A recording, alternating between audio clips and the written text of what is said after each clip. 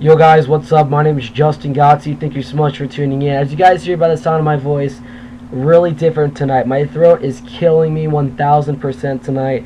It was me, the girls, and my friends tonight. We went to Buffalo Wild Wings. Had a great night, but then again, at the conclusion of the night, it was not the greatest. Someone stole my iPod tonight. I was really pissed off. But you know what? It was an old iPod. It's time to move on from the situation. That guy can go do whatever he wants with it. I couldn't give a crap about it. But it sucks to lose stuff that you had for a while, and then all of a sudden a person steals it from you. So, it's time to move on from that. And when you look at the situation at hand tonight, as you guys see from the comments below, the situation at hand tonight was Anderson Silva losing to Chris Weidman. And you know what? A lot of people who know me, I'm not an Anderson Silva fan. I never was and never will be. But you know what? I give the guy credit every time he goes out in that octagon and puts it on the line and really shows it in the octagon. And tonight, Anderson Silva, I have to break it down. I have to go on a little bit of a rant here. Anderson Silva, your cockiness in this entire event and during your time in the UFC as the middleweight champion, your cockiness in the fights, it really catched up to you. You like to get in the mind of your opponent's head. That's a great thing to do. You want to get them really pissed off so that they put everything on the line in one round, and then you take advantage of the weakness that they have in the other rounds. That's totally perfect, and it really gets in the mind. But you know what? It really caught up to you. Chris Weidman studied your film. It really studied your fights, and tonight he really proved it. He blocked you from getting into his head. And Chris Weidman, Anderson Silva, he did some, stuff that he should never do again. It really caught up to him. It cost him the middleweight title. He doesn't put his hands up. He didn't put his hands up. That's really caught him. It knocked him out. And you know what? It cost my voice too. I was cheering once Chris Weidman won that title. So when you come and look at what the situation at hand, what is next for Anderson Silva, you can honestly put a pinpoint that we're going to see a rematch, Chris Weidman versus Anderson Silva 2.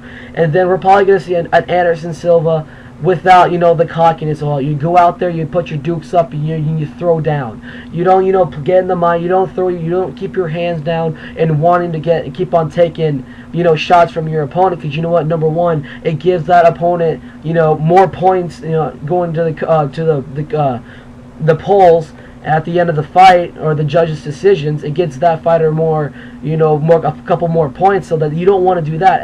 That's strike one for Anderson Silva. Strike two, you toying with them really caught up to you. That's strike number two. And then strike three was losing your title tonight, Silva.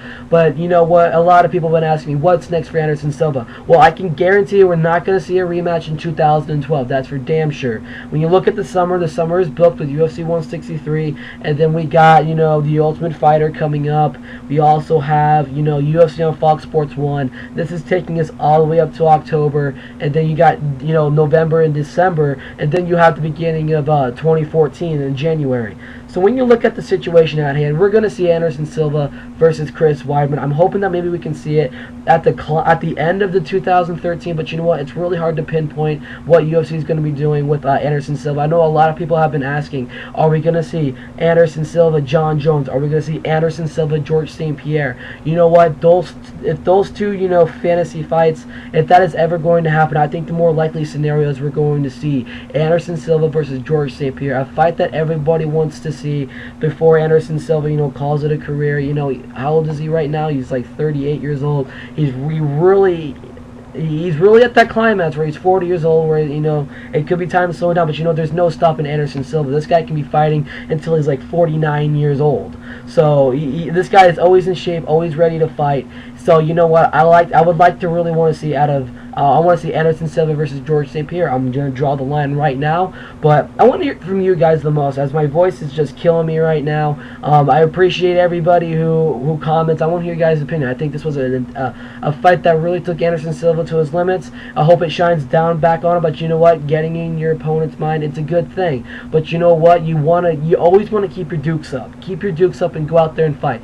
Don't let, silly nonsense like throwing your hands down and forcing guys to, get points put on him to get him to getting that title. That's what happened to Anderson Silva. It caught him, but he got knocked out. So, Anderson Silva, we'll see you in the future. Hopefully we can get it. We're going to see a rematch, but you know what? Before he retires, we're going to see Anderson Silva versus George St-Pierre. I'm hoping that should happen. That could be happening. I want to see that happen. I hope, everybody at the front office in the UFC, you know, comes together and says, you know what, let's do this. Let's give the fans what they want. We got what we want tonight with Chris Weidman fans. They are the new UFC middleweight champion. Big ups to Weidman. Big ups to the Weidman Nation. Congratulations, everybody. I want to hear your guys' opinion down below about this fight. I'm Justin for CagePage.com. Also, check that out. Also, follow me on Twitter at @TheJustinGodsey. All the links are down below for you guys. You guys have a safe night. Happy holidays. Happy 4th of July. I know it's 4th of July weekend. What a way to end 4th of July weekend. I'm Justin, and I'll see you guys later.